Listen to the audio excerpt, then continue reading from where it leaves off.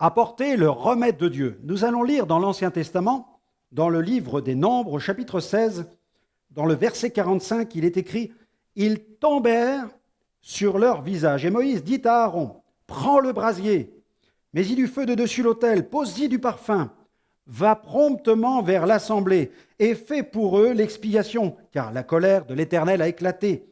La plaie a commencé. » Aaron prit le brasier comme Moïse avait dit, il courut au milieu de l'assemblée et voici la plaie avait commencé parmi le peuple.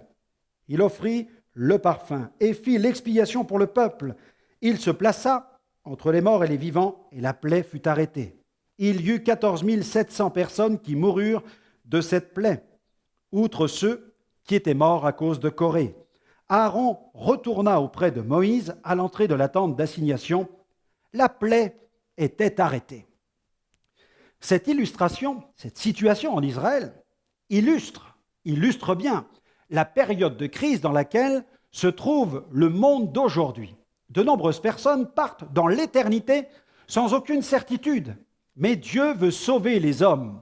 Jésus n'est pas venu pour condamner, mais pour sauver, pour devenir ses associés et répondre aux exigences de la mission d'évangéliser. Dieu nous a donné le message de la rédemption et la puissance du Saint-Esprit pour le prêcher. L'Éternel a donné une solution à Moïse alors qu'il priait la face contre terre. Il fallait qu'il y ait une expiation pour que la plaie soit arrêtée.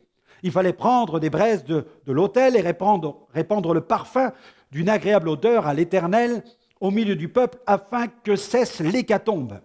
Moïse ordonna à Aaron de faire promptement cette expiation au milieu du peuple. Imaginez ce qui se passa dans l'esprit d'Aaron. Faire l'expiation au milieu du peuple.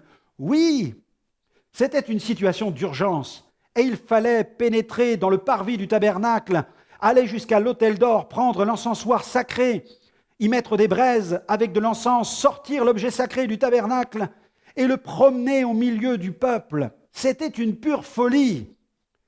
Mais c'était la décision de Dieu. Aaron n'avait pas le choix. Normalement, une telle expiation devait s'exécuter à l'intérieur du sanctuaire, mais le peuple devait voir de ses yeux son salut et Moïse comme l'instigateur de leur salut dans cette circonstance. La plaie avait déjà frappé des milliers de personnes et elle continuait à se répandre. Aaron a fait ce que Moïse avait ordonné et le parfum a commencé à monter.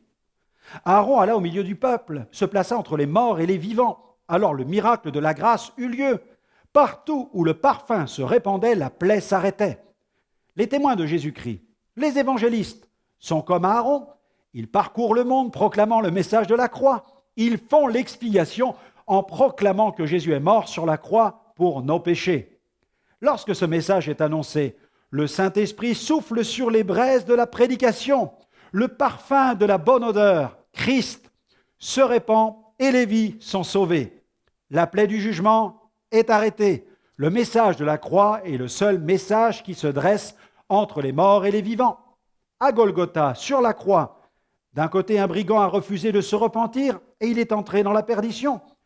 De l'autre côté de la croix, un brigand a confessé ses péchés et il a reconnu Jésus comme son sauveur et Seigneur. Il a été sauvé de ses péchés. Là où le message de la croix retentit, la plaie s'arrête. Une prière pour aujourd'hui. Seigneur, merci pour ton sacrifice à la croix qui me donne la vie. Tel ce brigand sur la croix, je décide de te suivre et de parler de toi autour de moi. Fais de moi un témoin de ta grâce, que des vies soient sauvées par mon témoignage. Amen.